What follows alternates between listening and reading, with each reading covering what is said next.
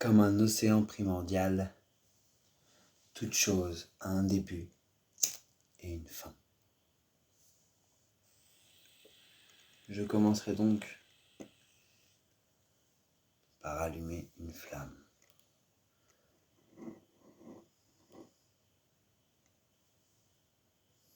Toute chose a un début et une fin. L'océan primordial. Je raconte d'abord une histoire de la création. Et je raconte une petite histoire de récréation. En chaque chose, il y a une dualité. En chaque personne, en chaque plante, en chaque animal, en chaque pierre, il y a une dualité. Connaître cette dualité est apprendre à se connaître, à connaître le un. Car comme il y a un commencement, il y a une unité. Et cette unité, toute chose qui nous entoure provient de cette unité.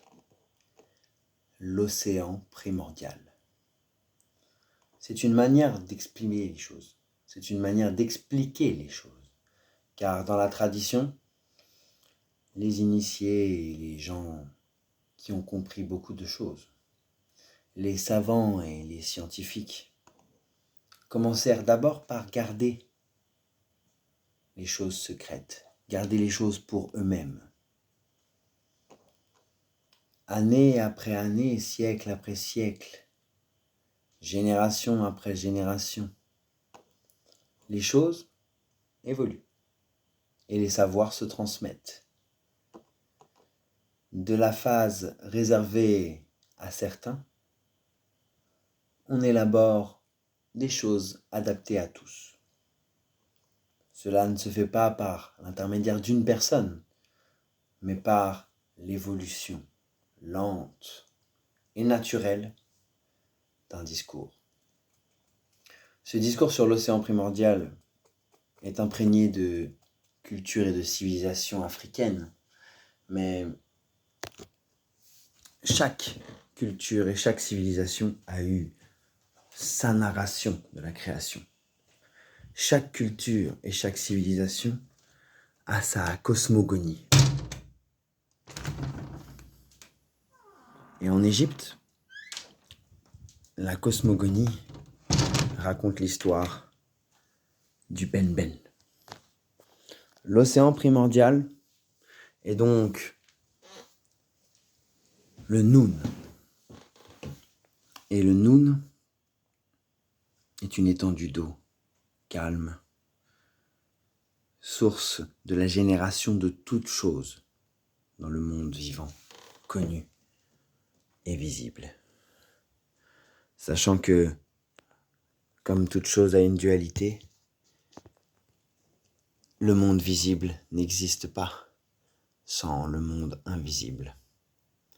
Et dans la cosmogonie kémite, le monde invisible, c'est le monde des dieux. Par exemple, dans cette pièce, il y a des dieux. Dans cette pièce, il y a des génies. Et dans cette pièce, il y a des hommes. Quelle est la différence entre un homme et un dieu ? Nikola Tesla et certains autres scientifiques ésotériques auraient tendance à dire que un dieu est au courant qu'il est un dieu, alors qu'un homme vit dans une certaine ignorance, dans un certain doute quant à sa part divine. Et en tant que Rasta kémite, j'aime souvent citer la phrase « Ilai, Ilai, Ilai, Laba Shabastanai », ce qui veut dire « Oh Ilai, Ô Élie, ô Dieu, pourquoi m'as-tu oublié? Tout ça comme la symbolique, tout ça comme la métaphore du doute.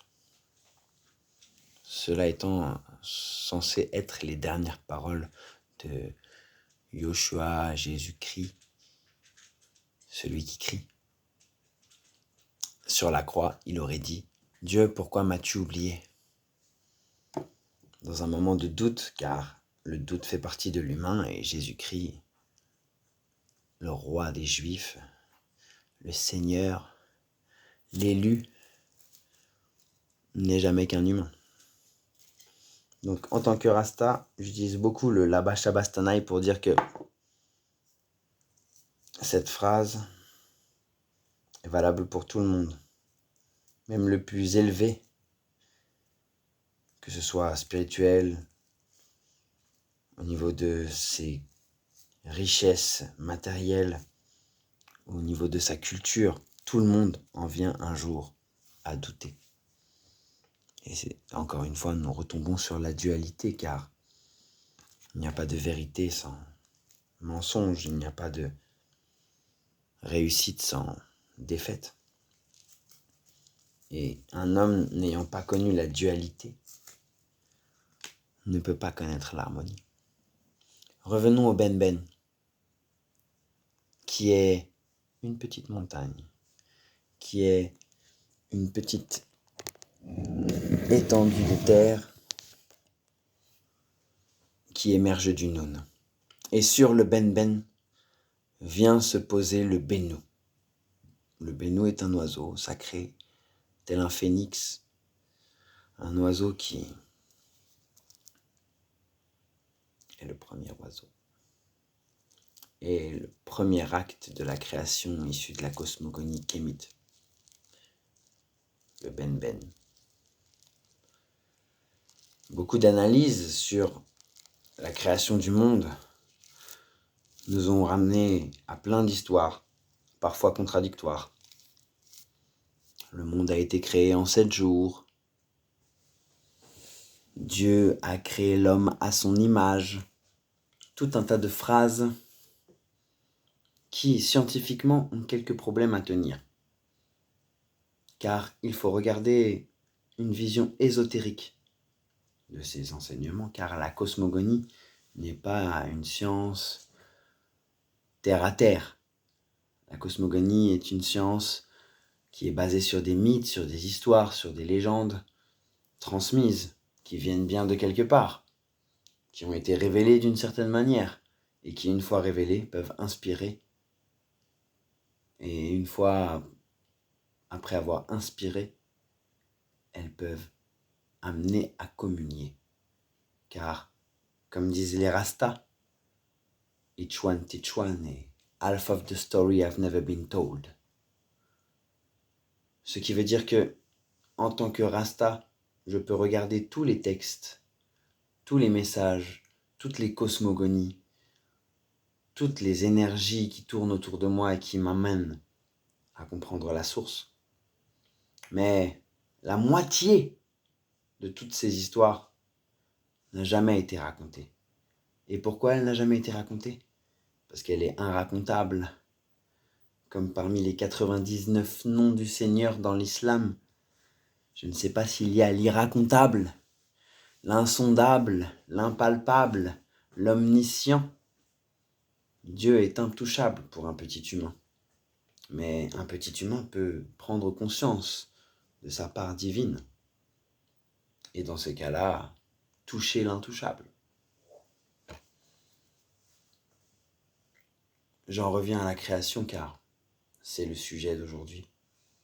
Et l'eau. Car l'eau est le moyen de faire le pont entre l'ésotérique, le spirituel, le religieux et quelque chose de beaucoup plus réaliste. La science, la nature, l'évolution, les connaissances de l'humanité et le savoir qu'il a emmagasiné lui permettent de comprendre beaucoup de choses, même si on se rend compte que très tardivement, la physique quantique, le pouvoir de la musique et des ondes sur les choses qui les entourent comme les plantes ou les humains, les savoirs ésotériques cachés par nos ancêtres n'ont pas été révélés à cette partie non initiée des hommes qui, par la science, la technologie, cette recherche de l'autosuffisance de l'homme, comme si on était l'être le plus évolué sur la Terre et qu'on devait résoudre tous nos problèmes par nous-mêmes, en allant comprendre les choses, en allant les analyser, c'est très bien. Mais en faisant comme si il n'y avait pas un créateur qui avait déjà toutes les solutions à tous les problèmes. Et ce créateur, c'est celui qui crée. Et celui qui crée, c'est chacun de nous. À chacun de devenir le créateur de sa vie. Et à chacun de prendre conscience de sa part divine. Je m'appelle Elias Hadis et mon nombre est le 12. Je vous explique dans cette courte vidéo quel est le sens que je donne aux choses et quelle est ma vision de la vie, du monde. Sans aucune fausse modestie ou envie de briller, je veux dire ce que Elias Hadis a compris. Et j'essaye de le dire en 12 minutes. Greetings unto the name of His Imperial Majesty, I Emperor Haile Selassie I, Jah Rastafari.